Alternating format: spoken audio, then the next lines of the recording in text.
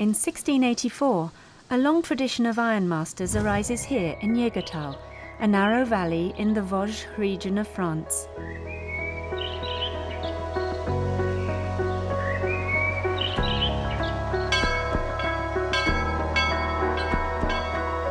Johann Dietrich, a banker, purchases this rundown forge and transforms it into a prosperous business within a couple of years.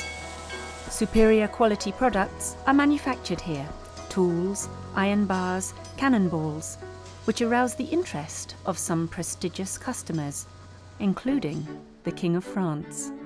For services rendered to the French crown, Jean Dietrich is knighted in 1761 by Louis XV. A year later, the German Emperor also grants him a title, Lord of the Holy Empire, thus making the De Dietrich family the first European citizens. Now ennobled and in possession of the resources needed for his forges, Jean de Dietrich decides to venture deeper into the development of the metalworking industry. Following Jägertal, new forges and foundries are added to the empire of the man known as the King of Iron. At the end of the 18th century, De Dietrich stands out as a prestigious French company thanks to the quality of its products. Smelting itself becomes an art, as the extremely fine grain of the iron lends itself to the production of decorative ornaments. However, this craftsmanship stirs jealousy and greed. To avoid counterfeiting, Louis XVI officially recognizes the trademark of the company. The hunting horn, the first recorded industrial symbol, is still the De Dietrich logo today.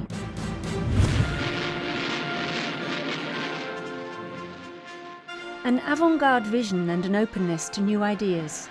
This is one of the founding values of De Dietrich. It was well illustrated during the troubled times of the French Revolution. Philippe Frédéric, a distinguished member of the Science Academy and mayor of the city of Strasbourg, commissions a young officer, Rouget de Lille, to write a battle song for the Rhine army. His wife adapts the score, and the song is played for the first time in the De Dietrich's living room. Brought to Paris by army troops from the south, this song later becomes La MARSEILLAISE, the French national anthem.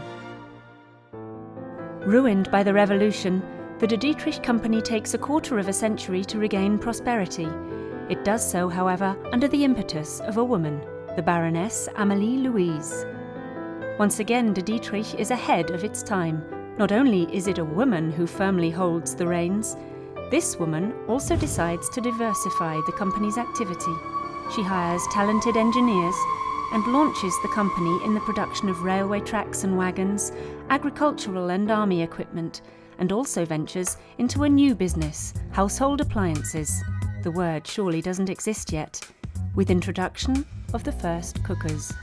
One of these cookers will go down in history, the Märzwiller.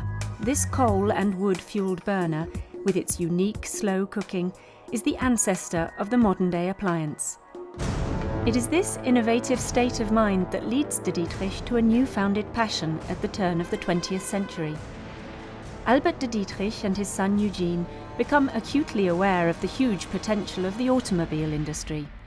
They venture into car making, first using the Bollé license, which is soon replaced by their own model with the help of a young Italian mechanic, Ettore Bugatti. The engine of these first vehicles contained innovative technologies still used today. The cars win competitions, including the first ever Grand Prix, and the Bugatti legend is born. At the same time, the French factory of Lunéville starts manufacturing automobiles under the Turcat Mairie license.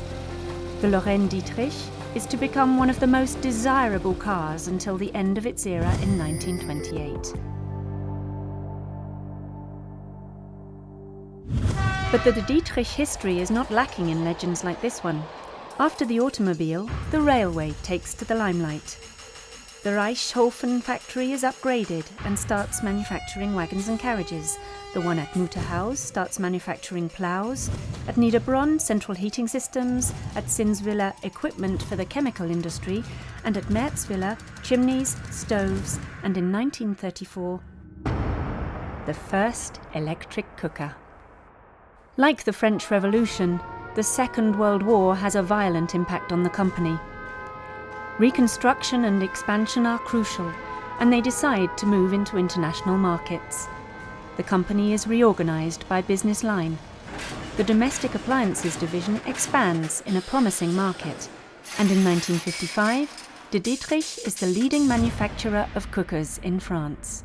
Si vous aimez le sanglier grand veneur, sachez que la porte d'un It is the 70s that mark the progress of De Dietrich in this field, with a revolution in design in collaboration with designer Raymond Levy, and a whole series of innovations. The first pyrolytic oven, built-in appliances, the microwave oven, ceramic glass cooker tops, the first oven with electronic controls, and the invention of the induction cooker.